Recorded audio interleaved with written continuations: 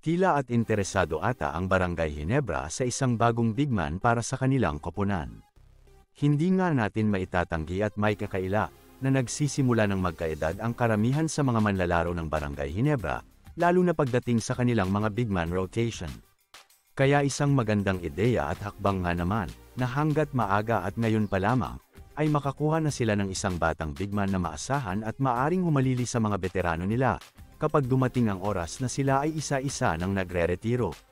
Samantala, ang isa sa mga naro-rumor ngayon na bigman na maaring mapunta sa Barangay Ginebra, ay walang iba, kung hindi ang bigman mula Converge, si Justin Arana. Isang 6'7" bigman, 24 years old, at ang 4th overall pick noong 2022 PBA draft, at bagamat kakadraft pa lamang kung tutuusin sa liga. Pero pambihirang skills and contribution na kaagad ang kanyang naipapakita sa kanyang team, tila at isa na nga kaagad siya sa mga top bigman ngayon sa liga, bagamaika nga. Marami pa siyang kakaining bigas, pero sa kasalukuyang skills, talent, and hard work na meron si Arana, ay siguradong hindi malayo na kayang-kaya niyang pantayan ang mga pangalan tulad nila Jepeth, Junmar, pagdating ng araw. Samantala, para sa Barangay Ginebra naniniwala ang team na ito, na magiging isang malaking asset ng kanilang koponan ang tulad ni Justin Arana, isang solid post scorer, na may magandang rebounding ability, may decent shooting, masipag, matangkad din naman dahil sa kanyang 6'7" height. At higit sa lahat, 24 years old pa lamang siya, talagang batang-bata pa, kaya naman tiyak na over his time sa PBA, ay may lalakas, igagaling at i-improve pa ang manlalarong ito. Sa kabilang balita naman tayo, former Bolts na napunta sa Blackwater Bossing at ngayon, balik MVP team ulit. Baser Amer opisyal nang pumirma sa koponan ng NLEX Road Warriors, making the NLEX add more firepower sa kanilang roster. Noong February 13, noong isang araw, ay nang inanunsyo ng NLEX na opisyal nang pumirma sa kanila si Baser Amer, at para sa koponan, ay excited na nga sila na makasama ang nasabing manlalaro.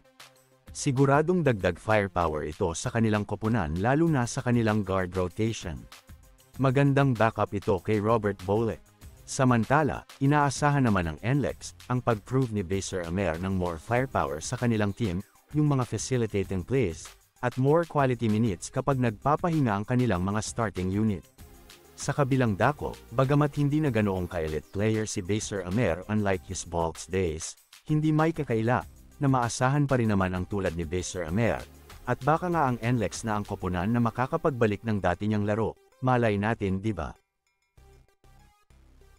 Sa kabilang balita naman, kung mapapansin, hindi nga nakapaglaro si Jeremiah Gray nitong Commissioner's Cup, ito ay sa kadahilanan na noong nakaraang PBA on tour kasi, ay nagtamo siya ng isang serious injury, na nagresulta sa kailangan niyang matenga for so many months.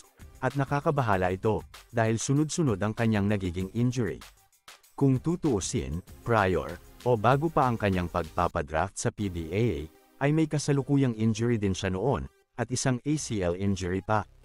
Kaya naman, sa madaling salita, kung magtuloy-tuloy ang ganitong sitwasyon kay Gray, ay di malayong bumaba ang kanyang laro, at worst ay bumaba ang kanyang kumpiyansa. Samantala, may mga rumors na maaaring bitawan at gamitin ng Ginebra si Jeremiah Gray bilang trade asset kapag nagpatuloy ang ganitong klaseng pagiging injury-prone niya, at maganda nga naman na samantalahin ito habang mataas-taas pa ang kanyang trade value. Ibig sabihin, makakakuha pa ang Barangay Ginebra ng same or baka mas mataas pang trade value kay Jeremiah Gray. Kung kanila nang i-trade ito, kasi tila nga at nagiging injury-prone na ang manlalaro. Samantala, sa ngayon, ay patuloy pa rin naman na imomonitor ng Barangay Ginebra ang status at magiging sitwasyon ni Jeremiah Gray sa koponan, dahil kapag umayos at manatiling active naman siya sa team, ay malayo na ito ay mangyari. Pero, kung patuloy ang kanyang mga injuries, di rin imposible, na siya ay kalaunang maging trade asset ng Barangay Ginebra.